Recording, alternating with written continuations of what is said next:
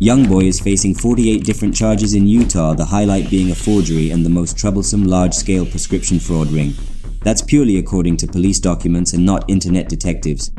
He's accused of running a fraudulent prescription drug ring. He was originally facing 63 charges, ranging from identity fraud to forgery in an alleged prescription scam. Youngboy was apprehended by the county sheriff's office on Tuesday, April 16th on charges of a pattern of illegal activity. A record document discloses he faces a second-degree felony charge of possession of a dangerous weapon, a second-degree felony charge of a pattern of illegal activity, 23rd-degree felony charges of identity fraud, and 21 drug-related misdemeanors. Youngboy and several associates would call in prescriptions for Promethazine with Codeine at pharmacies throughout the county. The drug is a heavily abused cough suppressant that has got popular in the music industry.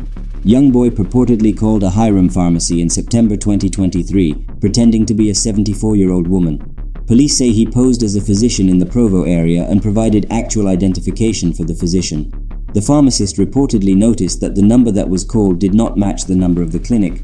On the same day, police were alerted to another fraudulent prescription call at another pharmacy in Smithfield. The pharmacy reportedly found the call to be dubious and later contacted law enforcement after confirming the bogus prescription with the Provo-based doctor.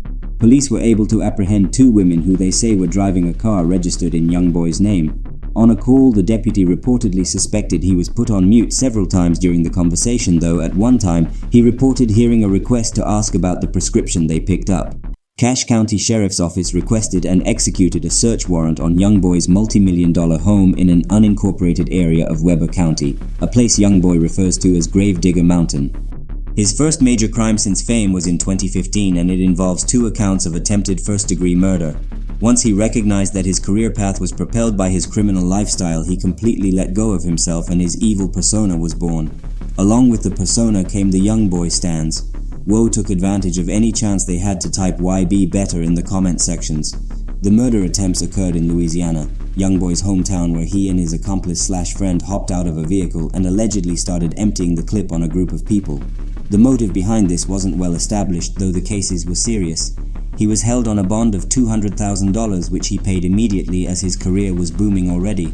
The following year, he was released from prison on the term that he accepts a plea deal, which he did. Afterwards, one of the murder charges was dropped and the other reduced to an aggravated assault using a firearm. Just like that, he got his freedom back. The experience wasn't at all close to turning his life around. Less than 7 months after his release, he was charged with weapon violation and assault kidnapping.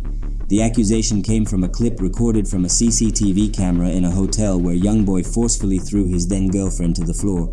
After the video went viral, his girlfriend took it to the media to clear out that it's all a misunderstanding. The damage was already long done and the video said otherwise. He was jailed, but this time with no bail, but was released in 2018 under a bond. The true details of the case were kept confidential, but one thing for sure is that the judge revoked him from leaving the country for nearly a year.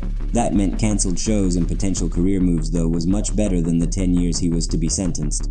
6 months went by and on 2019 he renewed his criminal subscription.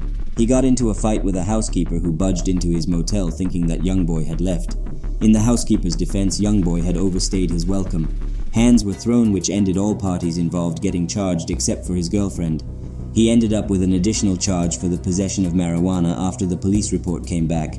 His next subscription was renewed in December of the same year, where he was involved in a shooting outside the Trump resort.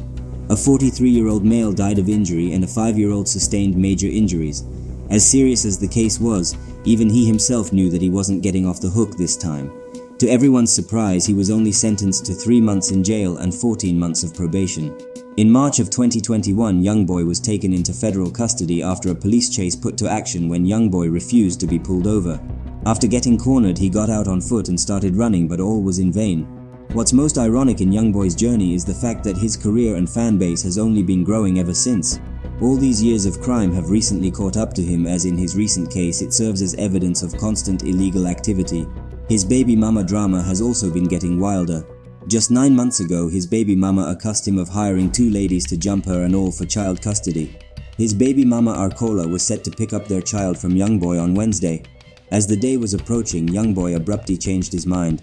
Arcola wasn't buying into that, and so Youngboy allegedly orchestrated a plan.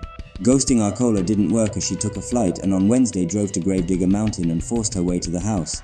As she took her child with her, she was jumped by two ladies, which led to a black eye and a cut slightly above the right eye. The cut, she claims, was as a result of getting hit in the face with a handgun. She didn't press charges but instead took it to the media. I have a whole black eye. I came out here, and when I was in the car driving, I started praying. I said a prayer. I thank God for waking me up, and I thanked him